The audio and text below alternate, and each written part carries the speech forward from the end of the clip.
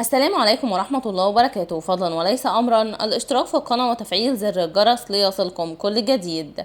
عبد المنعم غلطان، السبب الحقيقي لخروج إمام عاشور من معسكر المنتخب؟ دعونا نتعرف على التفاصيل. أكد رضا عبد العال محلل برنامج البريمو إن إمام عاشور لاعب الفريق الأول لكرة القدم بالنادي الأهلي غادر معسكر المنتخب الوطني لسبب آخر غير المعلن عنه وهو تعرضه للإصابة. وقال رضا عبد العال محلل برنامج البريمو على قناة تن مع الإعلامي محمد فاروق: ما علمت ان امام عاشور خرج من معسكر المنتخب الوطني بسبب علمه بمشاركة محمود حسن تريزيجيه على حسابه في مباراة بوتسوانا والتي أقيمت في تصفيات كأس الأمم الإفريقية. وأضاف أيضا: إمام عاشور يرفض فكرة الجلوس احتياطيا في منتخب مصر وهو سبب مغادرته لمعسكر المنتخب الوطني وليس الإصابة. كما انتقد رضا عبد العال تصرف محمد عبد المنعم مدافع فريق نيس الفرنسي وعدم حضوره إلى معسكر المنتخب الوطني بقيادة حسام حسن قبل مباراتي الرأس الأخضر وبوتسوانا في تصفيات كأس الأمم الإفريقية. وقال رضا عبد العال: من وجهة نظري أن محمد عبد المنعم أخطأ في التعامل مع أزمته في المنتخب، وبهذا التصرف فهو لا يعلم قيمة منتخب مصر. وأضاف عبد العال: